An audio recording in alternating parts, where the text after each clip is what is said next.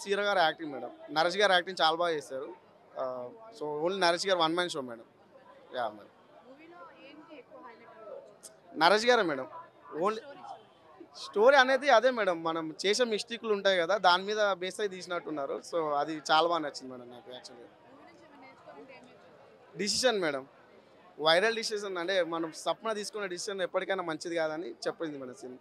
1-10 సార్లు అది ఎందుకు అయింది అని ఆలోచించి తీసుకోవడం, మనం చేసిన తప్పుడు మరి గతంలోకి వెళ్ళి మార్చలేం కదా. సో తీసుకునే ముందే మంచిగా తీసుకోవాలని చెప్పినట్టుగా చేశాను మేడం డైరెక్టర్ గారు. సో ఆయన ఫైన్ మేడం, చాలా బాగుంది. చాలా బాగున్నాయి మేడం. అంటే 4 సాంగ్స్ ఉన్నట్టున్నాయి, నాకు 2 సాంగ్స్ చాలా బాగా కనెక్ట్ అయ్యాను మేడం. ఒకటి హీరో ఇంట్రడక్షన్ సాంగ్ ఒకటి ఉంటుంది, మధ్యలో ఇంకో సాంగ్ వస్తుంది మేడం. 2 చాలా బాగున్నాయి.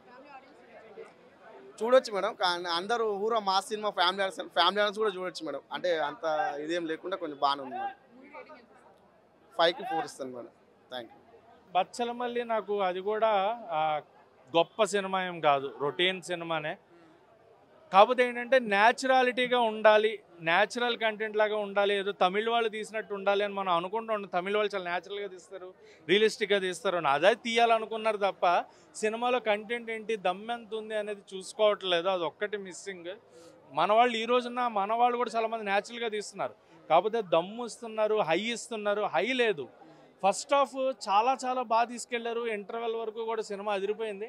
సెకండ్ హాఫ్ కూడా ఇలాగే ఉంటే మటుకు cinema block buster. Allari Naresh గారికి కంబ్యాక్ అనుకున్నా, బట్ సెకండ్ హాఫ్ పడుకోబెట్టేశారు సినిమాని. సెకండ్ హాఫ్ ఇంకా బాగా తీసుంటే, స్లో నరేషన్ కాకుండా హై కంటిన్యూ చేసి ఉంటే బాగుండేది. అండ్ స్టోరీ కూడా గొప్ప స్టోరీ ఏం కాదు. తన తండ్రి చేసిన తప్పు వల్ల తండ్రిని చేదరించుకునే కొడుకు, సో ఆ కొడుకు తాగుబోతూ తిరిగిపోతుగా మారి ఒక అమ్మాయి వల్ల మళ్ళీ మారతాడు. కానీ ఆ అమ్మాయి తండ్రా బచ్చలమల్ల అల్లరి నరేష్ అన్న పాయింట్కి వచ్చినప్పుడు అల్లరి నరేష్ని వదిలిపెట్టి మళ్ళీ తండ్రితో వెళ్ళేటప్పుడు తను మారిపోవడం, అండ్ క్లైమాక్స్లో వచ్చే ట్విస్ట్ కూడా గొప్ప ట్విస్ట్ లాగా ఏం ఉండదు. పాటలు బీజిఎం బాగున్నాయి, సినిమాకి పాటలు బీజిఎం చాలా బాగున్నాయి. నాకైతే చాలా ఎంజాయ్ చేశాను సాంగ్స్ని అండ్ బీజిఎంని కూడా. అల్లరి నరేష్ గారి యాక్టింగ్ అసలు ఆయన చెప్పక్కర్లా.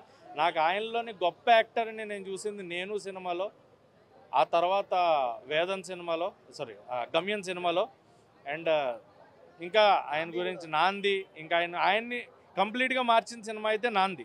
సో అల్లరి అనే పేరు తీసేసి నాంది నరేష్గా ఆయన్ని ప్రూవ్ చేసిన సినిమా. సో అలాంటి ఒక యాక్టర్ని ఆయన గురించి ఎంత ఎదుగుతున్నారనేది మనం చూస్తున్నాం. కానీ ప్రాపర్ స్క్రిప్ట్, న్యాచురల్ లుక్ ఇచ్చారు, చాలా మాసీ లుక్ ఇచ్చారు. దానికి తగినట్టుగా మాసీ కంటెంట్ ప్రాపర్గా పడుంటే బాగుండేది అనిపించింది. ఊరికనే మందు తాగించడం, ఊరికనే కొట్టడం లాగా అనిపించింది. ఫైట్ సీక్వెన్సెస్కి ప్రాపర్ సీక్వెన్స్, ప్రాపర్ సీను ఉండి ప్రాపర్ దమ్మున్న ఫైట్ ఉంటే ఇంకా బెటర్గా ఉంటుందేమో అనిపించింది. రెస్ట్ ఆఫ్ దట్ మిగతా అంతా కూడా బాగుంది.